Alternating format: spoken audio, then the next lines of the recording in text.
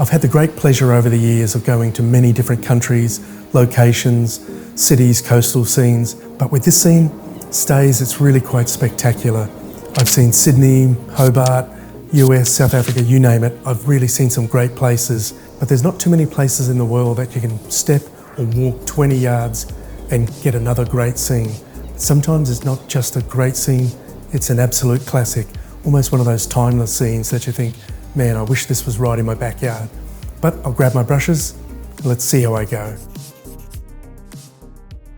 Okay, I really do need to assemble the big shapes and all the rooftops with this one. So that's where I believe a really well planned painting is so vital. And when I mean planned, it can be a drawing, or it can be a tonal little painting or a block in. But for me, ultimately, I just love to make sure I've visualised the painting, and many a time I'll even rehearse the painting in my mind, sort of going through the process of painting, mainly to sort of try and see if there's going to be any sort of problems. Because that's normally what we're doing. We're trying to edit out the possibility of any mistakes or possible problems along the way. I like to use a French ultramarine blue and a little bit of alizarin, permanent alizarin, just to get that drawing in place. And then it's time to start to sort of look for some of those local colours. Notice how that I've anchored all the shapes together. One of the great dangers with this type of subject is that I can very easily make it look like rooftop, rooftop, rooftop, not one big shape interlocking from the foreground right into the background. So I'm very conscious of unifying and then bringing a few little shapes out. So you can see how I've left that main rooftop in the foreground. Sometimes I find that is an excellent little trick to do, is to leave either the sky in some cases or the main primary sort of focal point, or one of the main areas in the foreground, just to keep it as dominant and prominent for as long as possible. A lot of times I would sort of upscale the brush at this early stage, and you'll see now I've got that bigger brush. So it's so good to be able to block in these big shapes. So now that I've put that rooftop in, I've deliberately gone a little warmer and at least one value darker. Oil paint tends to dry a little lighter and a little duller, so it's always good to go and be searching for that warmer, darker value. And also, as I'm putting this value on, if it is a little too dark or too warm, which it's not really, it's quite a grey, but it is very easy to tone it down. Not impossible to warm it up, but probably 10 times harder to warm it up and strengthen it.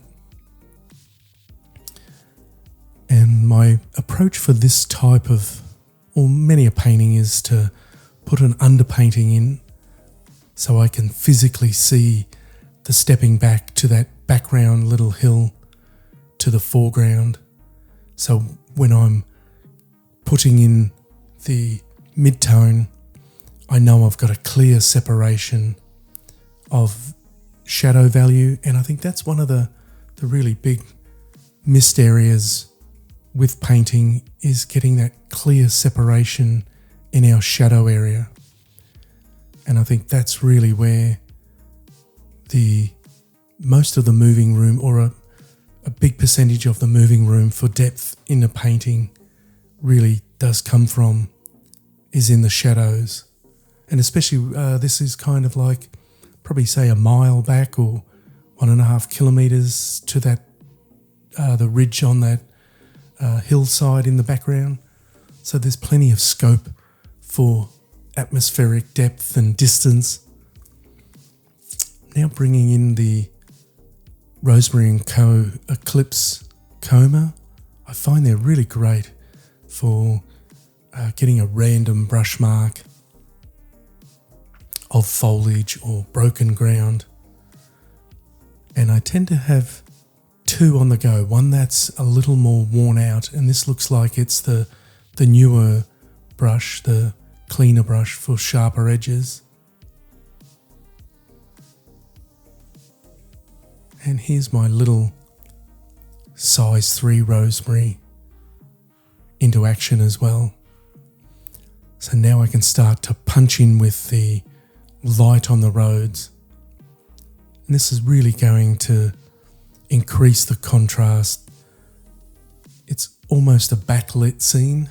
Not quite, but I can treat it as a backlit scene.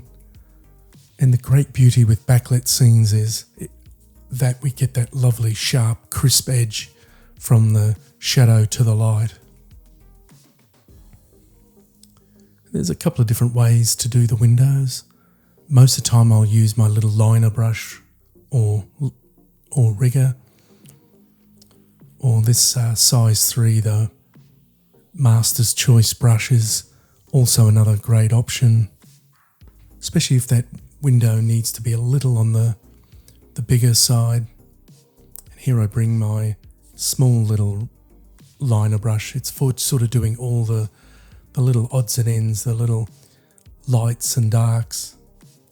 I think it really does fine tune this last stage. And normally I know when I've got this brush in my hand, I'm pretty well finished. So I was really pleased with how this one came out. Juggling all those rooftops, the hillside, the beck, or what we'd probably think of as a little stream or creek, combining those elements and still having it looking fluent, interesting, was one of the toughest parts. But I find if I visualize before I start and really have that idea deeply embedded in my mind, it certainly goes a long way to making the painting work. Hope you enjoyed it. All the best.